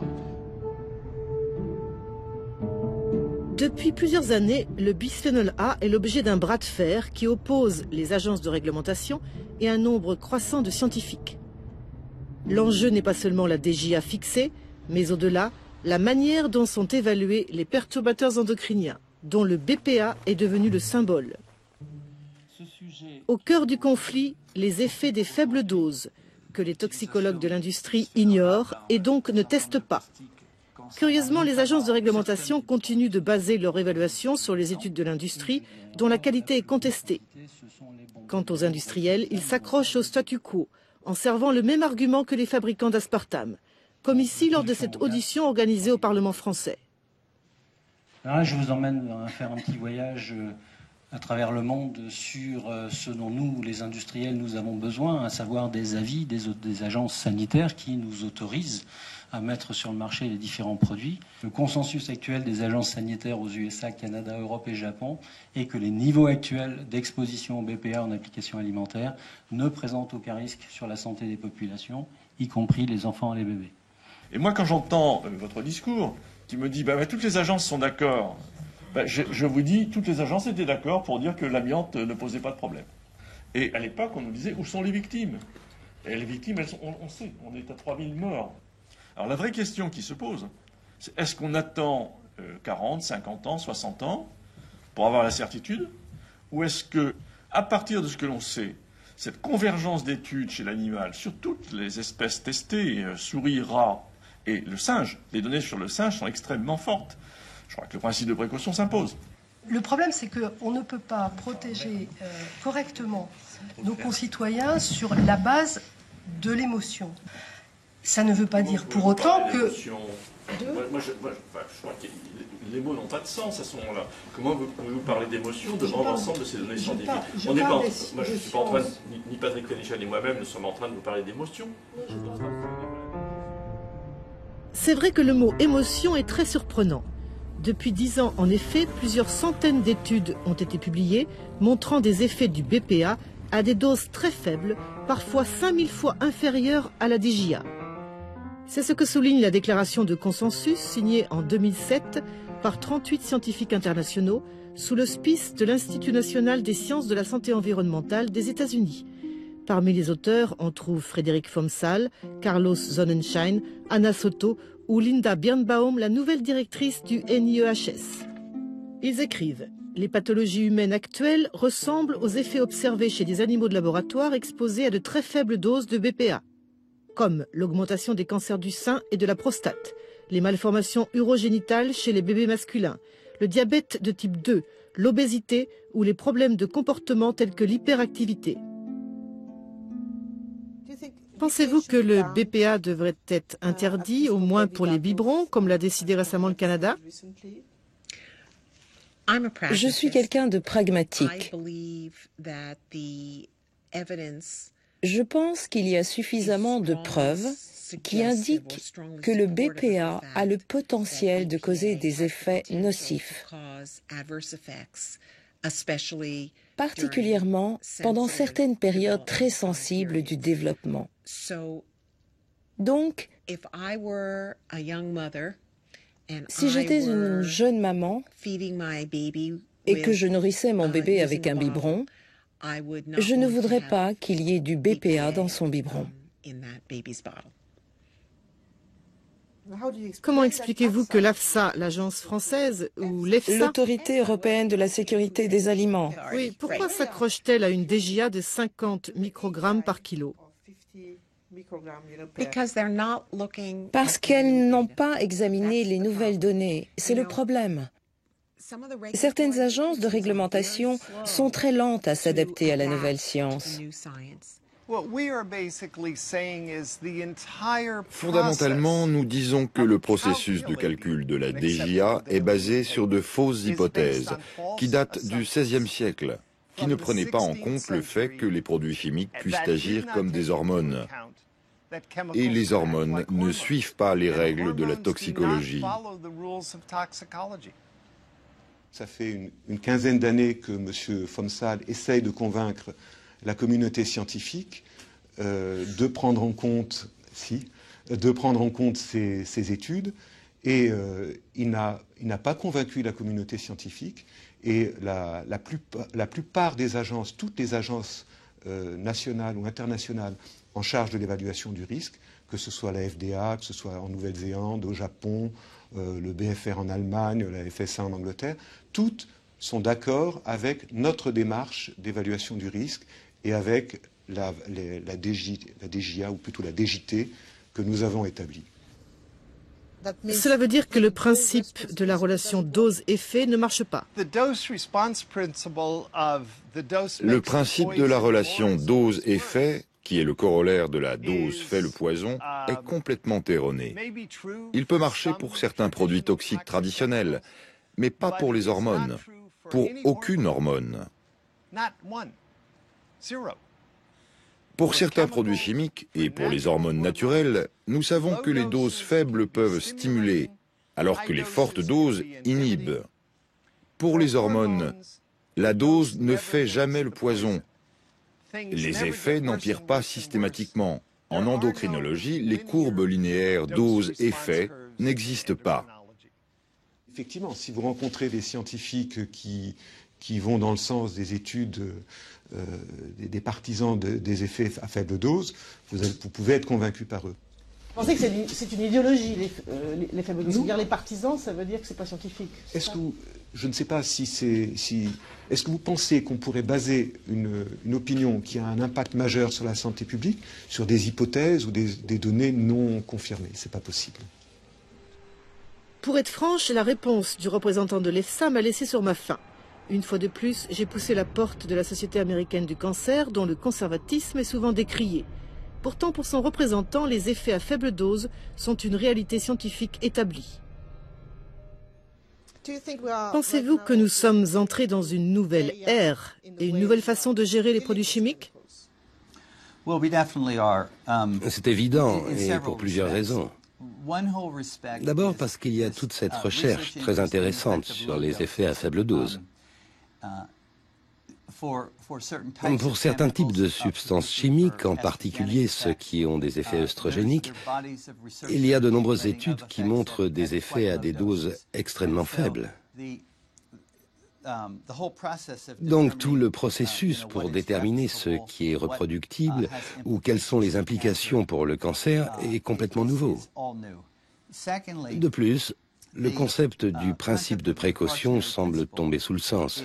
S'il y a un problème potentiel, mieux vaut agir tout de suite pour prévenir. Mieux vaut agir pour prévenir. Autant dire que tout reste à faire. En effet, les perturbateurs endocriniens représentent une grande famille qui regroupe des composants plastiques comme le bisphénol A, les dioxines, les PCB, le téflon des poêles anti-adhésives, des additifs alimentaires mais aussi de nombreux pesticides. Tous ces produits se retrouvent à de faibles doses dans notre alimentation. Et ces faibles doses n'ont jamais été testées. De même, n'a jamais été testée la possible synergie entre les résidus des différents produits chimiques qui contaminent par exemple ce raisin analysé dans un laboratoire allemand. En juin 2009, l'EFSA a publié son premier rapport annuel sur les résidus de pesticides. 75 000 aliments ont été prélevés dans les 27 pays de l'Union européenne. Au total, 354 pesticides ont été détectés dans les fruits et légumes et 72 sur les céréales. Dans un quart des échantillons, on a retrouvé les résidus d'au moins 2 pesticides. Peuvent-ils interagir et avec quels effets? C'est ce que l'on appelle l'effet cocktail.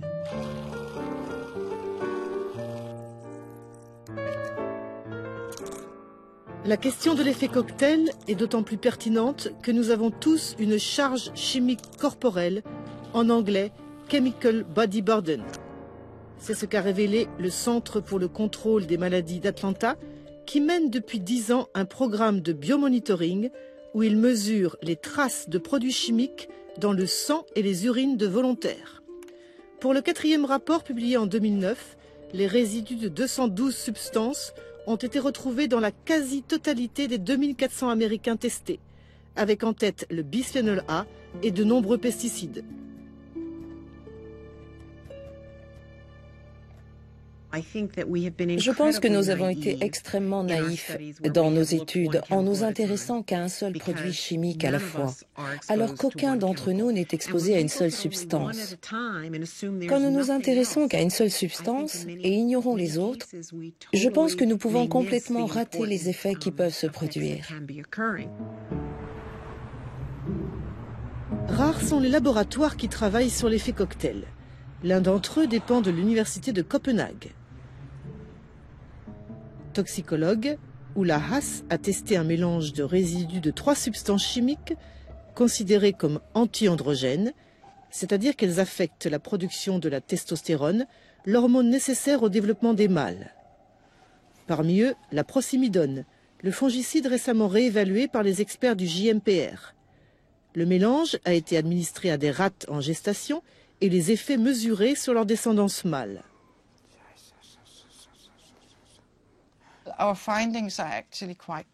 Nos résultats sont très troublants.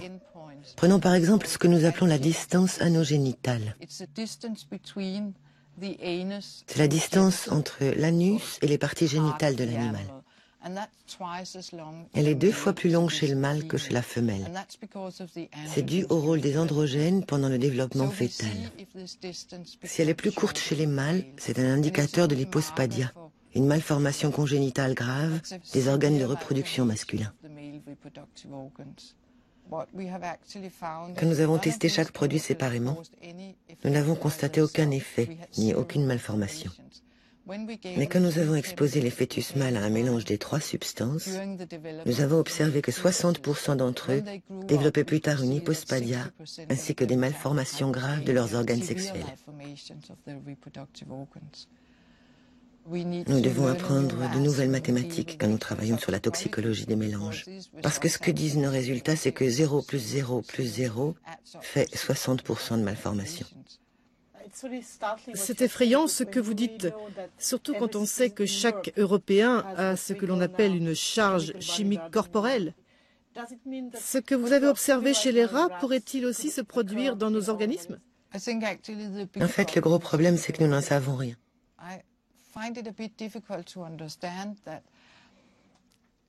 Il est très difficile de comprendre pourquoi cela n'a pas été pris en compte plus tôt.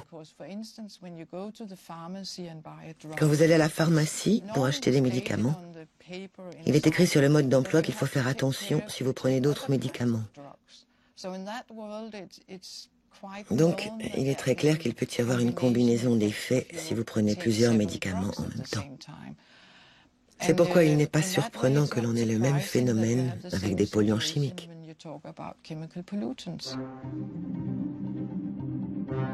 Tout indique que le système de réglementation des produits chimiques se trouve à la croisée des chemins et qu'il doit être repensé de fond en comble.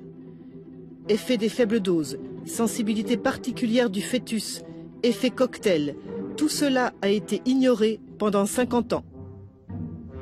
Dans le même temps, les maladies chroniques n'ont cessé de progresser dans les pays dits développés, avec en tête le cancer, dont l'incidence a été multipliée par 2 au cours des 30 dernières années selon les chiffres du CIRC. Comment peut-on encore nier que ces pathologies sont liées au modèle industriel qui caractérise la civilisation moderne? Quand on consulte votre site internet et les cartes du cancer, on constate que cette maladie est surtout présente dans les pays dits développés. Par exemple, si on prend le cancer du sein, en rouge, ce sont les régions où l'incidence est la plus élevée, c'est l'Amérique du Nord, l'Europe de l'Ouest, l'Australie et un peu l'Amérique du Sud. C'est la même chose pour le cancer de la prostate, le cancer des testicules, les leucémies, les cancers du cerveau, de la thyroïde, du poumon. Ce que nous savons, c'est que 80 à 90% des cancers sont liés au mode de vie et à l'environnement. C'est ce que montrent les études sur les personnes qui migrent d'une région du monde à une autre, où l'exposition varie. Elles adoptent pour ainsi dire le modèle des cancers des régions où elles s'installent. Ce qui est préoccupant, c'est que nous sommes en train de transférer les facteurs de risque qui conduisent au cancer des pays riches vers les nations les plus pauvres, comme la surcharge pondérale, l'obésité, le manque d'activité physique. Parce que ces pays adoptent notre mode de vie? Oui, à cause du changement du mode de vie. C'est insensé, on s'empoisonne à longueur de journée, on le sait ça. Pour moi, il n'y a pas d'autre solution. Pour vivre en bonne santé, il faut bien se nourrir. L'environnement et le style de vie. Voilà donc les 2 causes principales de l'explosion des maladies chroniques, dont l'obésité est le signe le plus visible. D'après des sources officielles, 70% de la population américaine est en surcharge pondérale. J'ai pu filmer ces images en restant 20 minutes dans un supermarché de Houston. Dans le monde de la recherche, 2 écoles s'ignorent alors que tout indique qu'elles sont complémentaires. D'un côté, les chercheurs qui travaillent exclusivement sur les origines environnementales des maladies chroniques, c'est-à-dire sur les effets de la pollution chimique. De l'autre, les scientifiques qui ne s'intéressent qu'au style de vie et notamment aux conséquences de la malbouffe, basée sur un apport excessif en graisse et sucre et une carence en produits végétaux.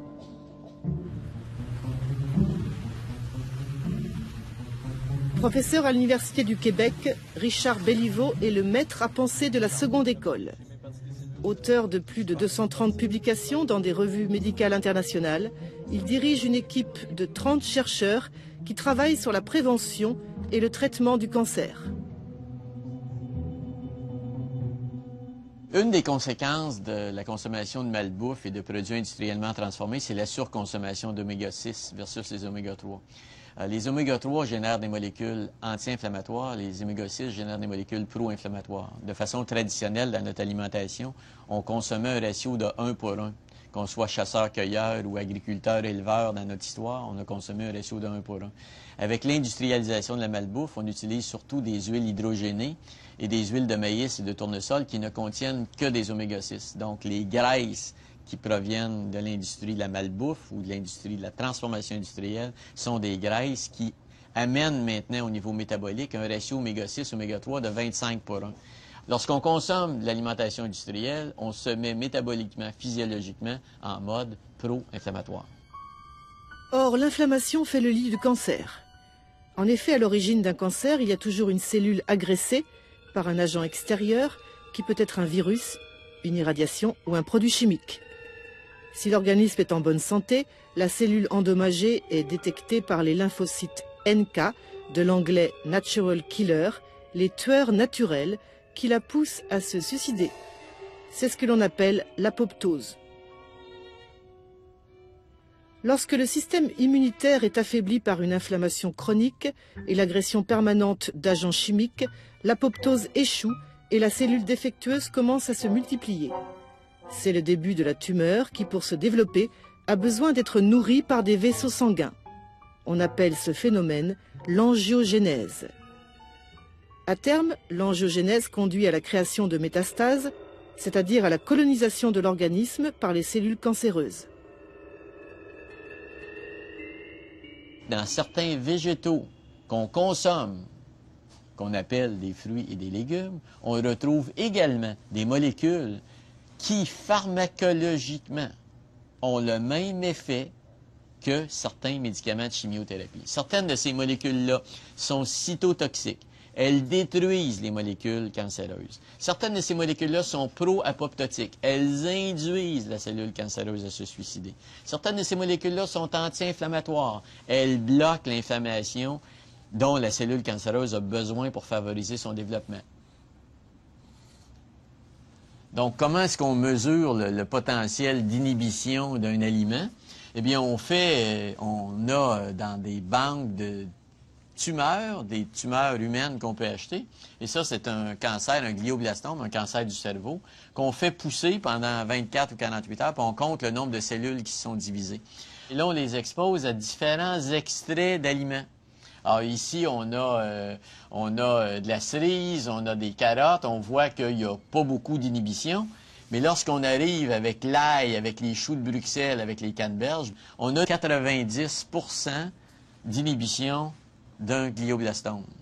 Lorsqu'on isole ces aliments-là, puis qu'on crée un cocktail de super aliments anticancéreux, puis qu'on prend une souris auquel on implante un cancer humain, ça c'est une souris qui a été nourrie avec de la nourriture de souris. Si on prend la même souris, mais qu'on la traite par la bouche avec le cocktail des aliments les plus anti-cancer qu'on a trouvés dans ces tests-là in vitro, eh bien, on a des réductions de 90% de la masse tumorale.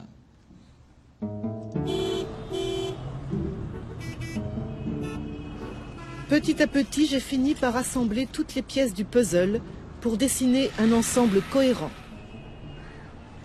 L'épidémie de maladies chroniques constatée dans le monde occidental est due à la pollution chimique et notamment aux transformations du mode de production des aliments où les effets de la révolution agricole et agroalimentaire se conjuguent pour constituer un cocktail explosif.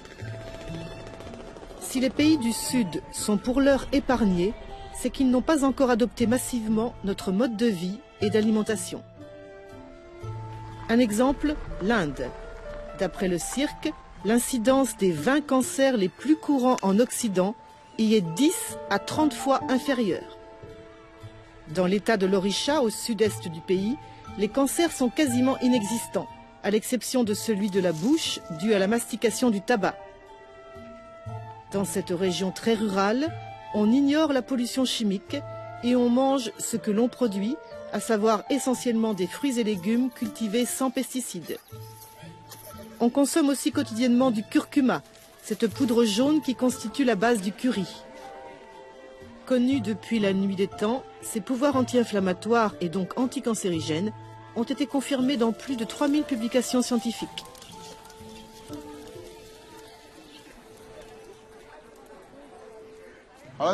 Qu'est-ce qu'on peut faire avec le curcuma? Faites un curry et vous le mangez. Ou vous l'appliquez sur le corps. Tout est bon. Après avoir bien écrasé le curcuma, vous pouvez le mélanger dans un verre d'eau chaque matin. Et une dizaine de microbes vont mourir. Et vous n'aurez pas d'irritation de la peau ni la varicelle. Il y a beaucoup de bienfaits pour toutes les maladies. Les vaches peuvent le manger, les hommes peuvent le manger, les chèvres peuvent le manger, les chats peuvent le manger. Est-ce qu'il y a des personnes obèses dans votre village? Dans tout le village, c'est mon neveu qui est le plus gros. Où est-il? C'est lui, le plus gros du village. Mais il n'est pas obèse. Là-bas, il y a encore une personne un peu enveloppée.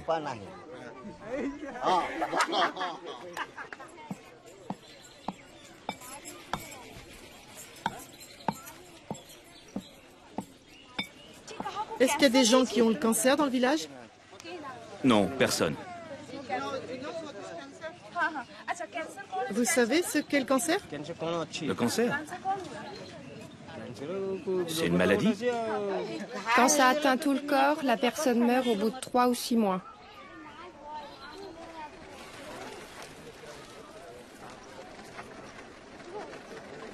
Non loin de là, à Bhubaneswar, la capitale de l'Orisha, la Société indienne du cancer tenait un colloque international en collaboration avec l'Institut Anderson de Houston, l'un des plus grands centres de recherche sur le cancer du monde. Le thème de cette 3e édition était cancer et inflammation. On y parla bien sûr de la spécificité de l'Inde qui est en train de disparaître, notamment dans l'état du Punjab, le berceau de la Révolution verte, mais aussi dans les grandes métropoles où l'on adopte le mode de vie occidental. Dr. Arvind K. Chaturvedi.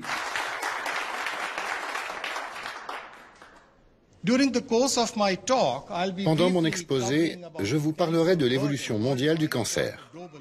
Dans le monde occidental, le cancer qui a la plus grande prévalence est celui du sein pour les femmes et de la prostate pour les hommes.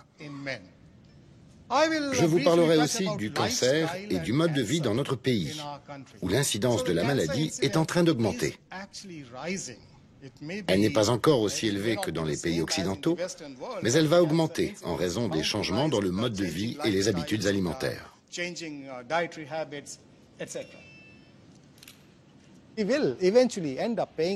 Si nous ne tirons pas les leçons des erreurs commises par d'autres, nous finirons par payer un prix très élevé. La réponse est simple. Pas de polluants chimiques, pas d'aliments transformés, mais un mode de vie sain, avec de la nourriture biologique. Pas de viande rouge, ni alcool, ni tabac à fumer ou mastiquer, etc.